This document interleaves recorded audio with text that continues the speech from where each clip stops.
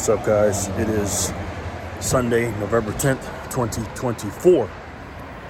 We're at the Bitcoin block height of 869,775. TikTok, next block. Well, these blocks have been ticking a little heavy, a little higher today.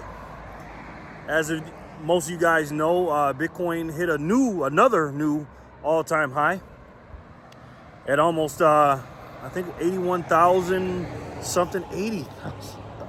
My goodness. It's a bittersweet thing for me, man. I'm not going to lie. I love it. I love it that we're this high, and I hate it because I buy every hour on the hour. I buy three different ways. I buy on Strike, Swan, and Bitcoin Well. I have a link to all three of those. But I just found out, because I was playing around with it, Strike, you can buy. I was thinking it was a maximum or minimum of $1 an hour. You can buy 25 cents an hour.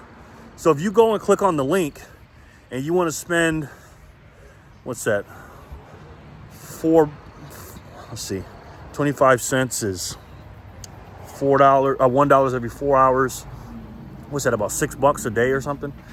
Whatever increment you want. The lowest I tried was 25 cents.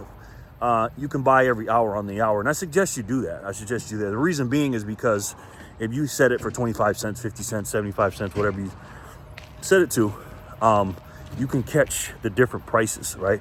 But you're still getting 25 cents. You can get 300 right now, 300 Satoshis for 25 cents or something like that. And that may seem like nothing, but trust me, that's a lot, man. That's a lot. And with these prices the way they are now, who knows what's going to happen during the week. It probably will drop down a little bit. And when the market opens tomorrow, I think MicroStrategy is going to, let's just say, have rocket fuel on the back of it. But it's exciting times, man. Obviously, I'm still in Virginia Beach. I feel better, and thank you guys so much for the messages. I haven't had a chance to respond to them, but I will. Obviously, I'm with some family and stuff like that, and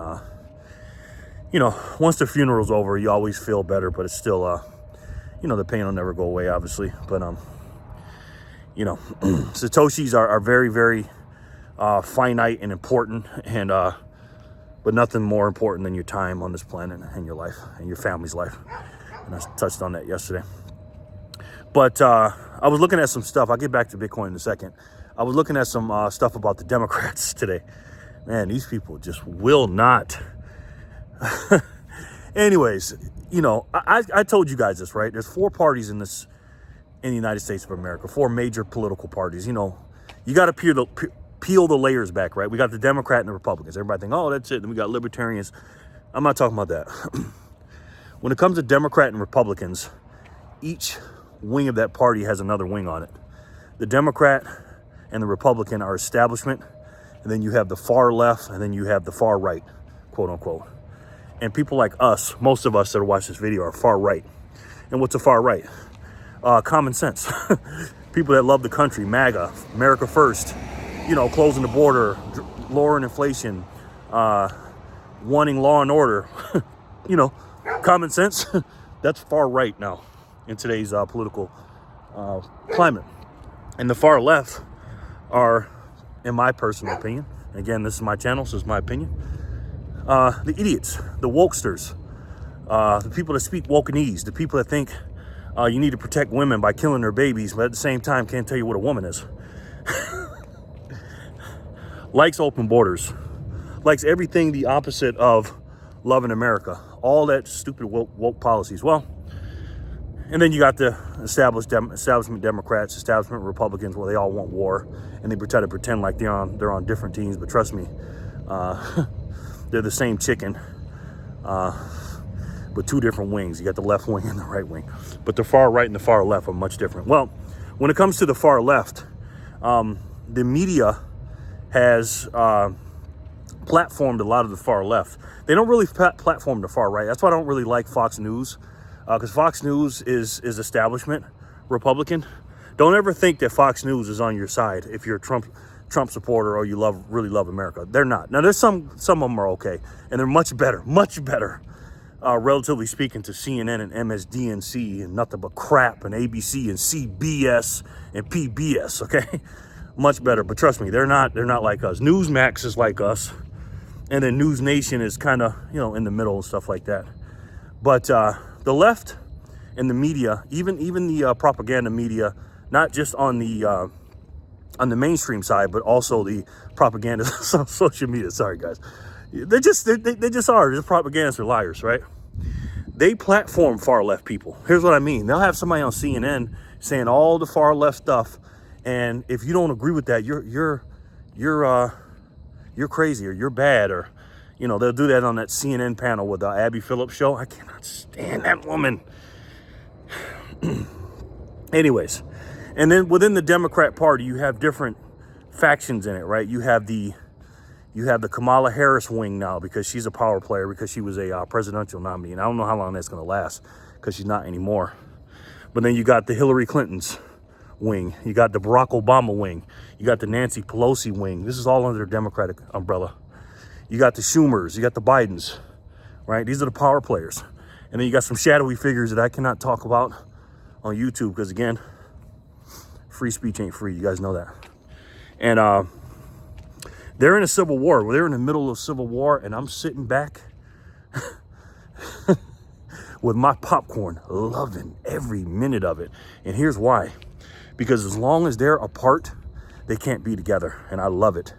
And even when they get back together, what are they going to do? Like, seriously, what platform are they got? They have to run on moderate left-wing, old, you know, common sense stuff if they plan on trying to defeat us. Because now the Republican Party, even the one I named before with the establishment Republican Party, let's just say our wing of the party, the MAGA far right guys, America First people, are closing that shop down, and the right is becoming MAGA. It really is America First.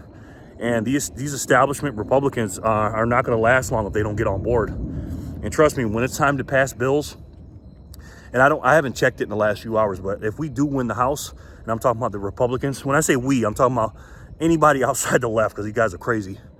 Let's just say when we have to pass bills, when Donald Trump wants a bill passed and the House tries to pass it, you'll see who the rhinos and the traitors are and the swamp creatures are. Because trust me, even though if we get the majority in the House, you best believe you're going to find out who the swamp creatures are.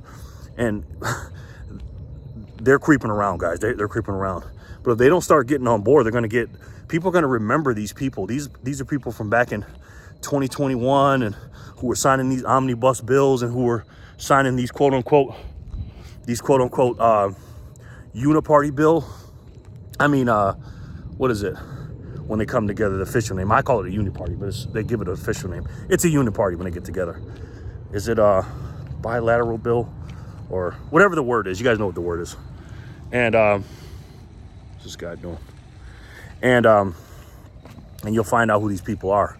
They're not on your side just because they have an R by their name and they pretend like they're on our team. It's just crazy. And I hope Donald Trump, I don't think he will, but he's been naming a few people that are obvious swamp creatures like Lindsey Graham, and there's others that'll be left unnamed that he has next to him. Now, I get it. He's trying to be cool with them and friends with them. But these are people that literally, and again, I don't care if they talk bad about Trump during the election, or if they wanted Nikki Haley to win, or Krispy Kreme Christie, or whoever, or what's his name, Ron DeSanctimonious, and they were talking crap about Trump. I'm not talking about that.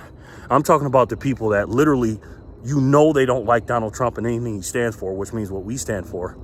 They're warmongers and they're snakes. I hope to God he doesn't hire any of these people, man, just to try to say, oh, well, you know, we're trying to, you know, bridge the gap between, you know, the Republicans on that side of the fence and us.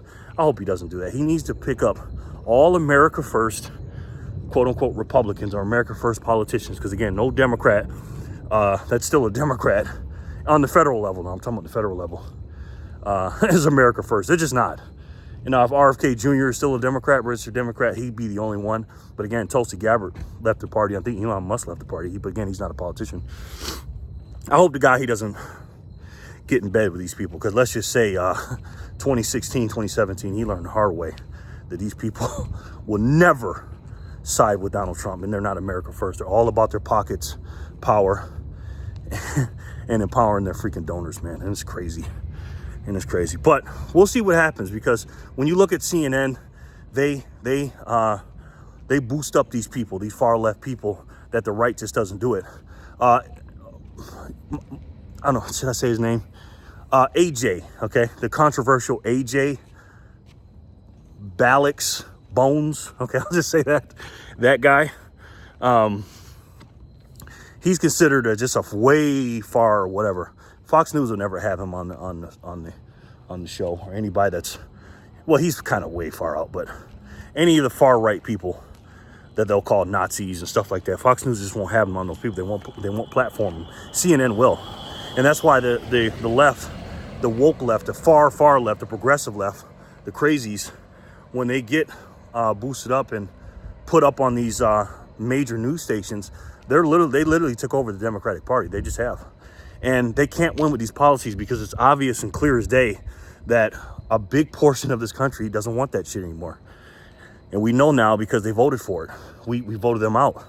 And we don't want that shit, man. We want common sense in this country. You may not like Donald Trump. You may not agree with him. But you want your gas prices lower. And you don't want your daughters having to worry about a man in her locker room or bathroom. That just is what it is. And these people are still standing on this shit, man. So you got all these factions of Democrats and all these umbrellas of these power players fighting against each other. Some are saying it's Kamala's fault. Some are saying it's Biden's fault. Like I seen Nancy Pelosi today talking about that. She was on a podcast, and she was basically saying, without saying it, but you got to read between the lines, she basically said that Joe Biden kind of set us up, because once we pulled the coup on him, that they wanted to do a primary. A lot of these people wanted, including Barack Obama. He wanted to do a primary, but when when Biden endorsed Kamala Harris, which he did it on purpose. I think actually Jill did, because Jill's the puppet master of Joe Biden. Trust me, Joe Biden ain't making no decisions. They forced the hands of the Democrats to have to put Kamala Harris up. Why? Because the pro-blackity blacks wouldn't have voted for anybody else besides Kamala Harris. They just wouldn't have voted, and they need the black vote, the Democrats. The donors, money went to Kamala Harris, and the delegates went to Kamala Harris, and they didn't want to start all over.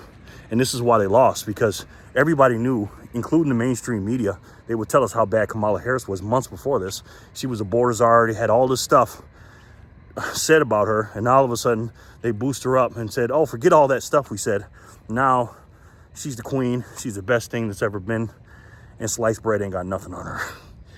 And American people that don't have TDS, that have two brain cells to rub together, are just too smart for that, man. And it didn't work. So now what? What are they going to do now? Well, I don't know. It's going to take a while, but 2026 is going to come quicker than we think, with the midterms and everything. And if they don't get their shit together, excuse my language, these midterms with the some Senate seats, I think there's some Senate seats up for 2026, and some House of Representative seats in 2026. Let's just say they're not gonna maintain these seats. So, but anyways, about Bitcoin, this is bittersweet for me, because I'm loving the fact that, my savings account is growing stronger and stronger in purchasing power, and so is yours. I don't like to measure it in US dollars, because it's just an illusion. It's just an illusion, excuse me, because we don't know how many dollars there are out there in the world. We just don't. We don't know how many they printed yesterday.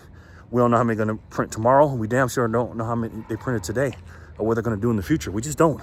We don't know what stockpile of cash they have, how many zeros and ones they have on a screen. So yeah, even though we go to the grocery store and we pay our bills in dollars and we measure things in dollars, it's like, once you understand Satoshis and Bitcoin, and you really into that system like I am, the dollars really don't mean anything. Yeah, I said 80,000, 81,000 or whatever, but it's just an arbitrary number. I just know it because the reason, and the only reason Bitcoin is going to explode is because people in the old system, even though I live in an old system too, measure it by those cuck bucks. And that's what's going to get them to come in. And when they get coming in, the adoption. That's the only way we're going to get on a Bitcoin standard, is the adoption and many people coming in. So do I want the number to go up? Yes. Am I excited about the number go up? Yes. Am I excited that I'm getting less Satoshis per cuck buck? No. But again, it's bittersweet. And that's what it takes to make sure that we have the most wonderful money in the world, become the most wonderful money in the world, and make sure that everybody gets on that standard before it's too late. Let me know what you guys think in the comment section below. And again, guys, listen, this is bittersweet again for me because, you know, my loved one passed and stuff like that. And I'm with a lot of my loved ones. And I'm in a place that I haven't been to in a long time. I lived here in Virginia for 10 years plus. And this is where I became a man here. I left Rochester, New York as a boy. And I went to the U.S. Navy and I became a man here in the early 90s. And my old base is right up the streets. This is very nostalgic for me. And I have a lot of friends and family that I love very much that are out here. And I'm saying that not to make this about me. I'm just reminding you guys that the people you love and care about, like I said yesterday, you got to work your ass off with this Satoshi thing, man, this Bitcoin thing, because you are the beacon. You know what I mean? You are the one that's going to change the world. You are one of those people from the Civil War in 1776 that that if you're a carpenter, you dropped your hammer and picked up a gun or whatever you did, and we're fighting this war against this evil tyranny and this machine we're going against that has this evil money we call the fiat currency, because it's not money. The only money that was before Bitcoin is gold, but now we have a better version of gold, and we know that. And you are the only person in your immediate family and friends and your circle of influence that can do that. That's why you got to work your fucking ass off, man. You got to work your ass off at the job. You got to work your ass off outside your job, because never, and I mean never, and this is from the great Jim Rohn, work at a job harder than you work on yourself. So if you work a 8-hour shift, make sure you come home and work a 10-hour shift on yourself. Study Bitcoin, get some extra money to get more Bitcoin up to the level of knowledge that you're at, and make sure you spread the word so that everybody knows what it is. And if you don't know what I'm talking about, I think you guys know what it is. And if you don't, here's a hint. It's the best way to save. And for me, the only way to save. And that's Bitcoin. I love each and every one of you, and I'll talk to you soon. Peace and love, guys.